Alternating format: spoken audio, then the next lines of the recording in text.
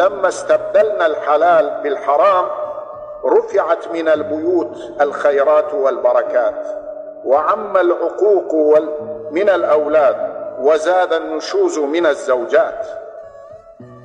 Hakikat beledagi biz birbirimize yardım etmedik, birbirimizin başladık aleyhinde olmaya, birbirimizden hakit kaldırmaya, birbirimizden adavet edinceye kadar işte gördüğümüz haller başımıza geldi.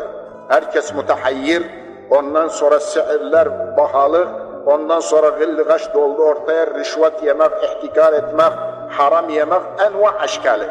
O evlerde bereket, hayır kalmadı. Baba neneye usyan eden uşaklar, herkes kimse babasının nenesinin sözünü tutmur. Arvatlar ise kişilerinin emrinden çıkıp caddelerde öz başlarına kalmışlar çoğu. Ve hakeza.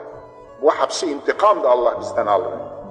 وَلَمَّا خَرَجَتِ النِّسَاءُ مِنَ الْبُيُوتِ ضَاقَتِ الْأَرْزَاقُ وَضَاعَتِ الْأَطْفَالِ.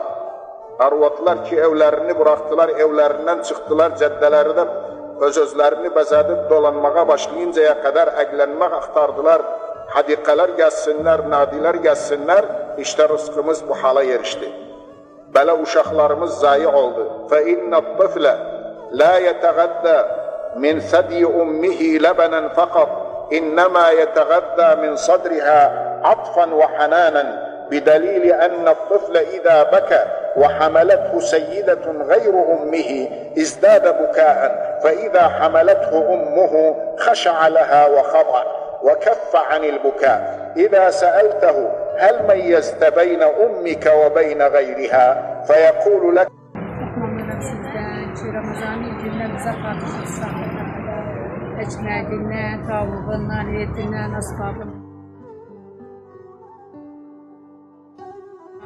çok memnunum. Allah ecriniz yazsın, Allah affetsin evlerinizi, Allah gönlünüze versin, Allah saklasın, beklesin beni. Allahu aleyhi ve sellem.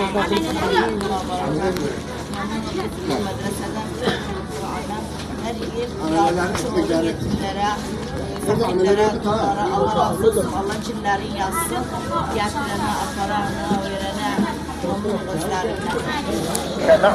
قل له كيف فيقول لك لأن الله علمني دقات قلب أمي. Dagine ne bes uşağa süt verir, uşak o sütten iktifa eder. Yok. O mesela o süteke dagi, ondan başka o uşak o nenenin köskinden bir atıf, bir hanan alır. O uşak, yani o uşağı onun köski besler, dagi bes sütekesi besler. Ondan atıf, rahmet ol kendisinde, şefakat ol özünde. Onun için diri bir uşağı bir gayr arvat kaldırdıysa, nenesi olmadıysa baktı yığılamaya başlar. Her ne kadar çalışsa özüyle yığılamağını daha fazla eder. İster ha kucağına sıksın, razı olmaz, kucağına meyletmez. Ama geldiyse, nenesi tuttuysa, aldıysa kucağına kendisini, sakin olur. وَكَأَنَّهُ bildi bu öz nenesi de başkası değil. Sorsa o kendisinden ne bildi o acaba sen? Bunu temiz etti, bu ne navdu, bu ne navda geldi. Diğer sana ha billah. Neyden bilirsen? Allah Teala Hazretleri çünkü bana öğretip nenemin kalbinin çalmağından billah nece çalar. Dakika dakika çaldıkça anlarım ondan. Rahmeten bil atfal ve tahareten ve iffeten lil mar'a yukhatibullahu Teala nisa'e ammeh ve yekul وقرن في بيوتكن ولا تبرجن تبرج الجاهلية الأولى. هذا كلام رب العالمين. Allah Teala Hazretleri uşaklara rahmeten ve kendi kadınlara iffet ve şereflerine muhafaza etmek, pak temiz kalmak için hapsılarına hitap buyurup ki evuzda oturun, evuzu bırakmayın, evuzda zinetiniz, bezeginiz, her şeyiniz evuzda olsun, çıkmayın, müteberrice olup caddelere çıkmayın cahiliyet zamanı kimi. Haberdar olun, Allah ve Resulünün emrinden çıkmayın. İzâ kulte hâzel kelâmel yevm, قالوا لك أنت رجعي متأخر وهذا هكذا حالنا لا يرضى به الديان. Şimdi bir kimseye dese, arvatlara bunu dese, canım da kokku geçsin, özü tutsalaştır. Bir müteahhir, bir rac'inin birisidir, müteahhir.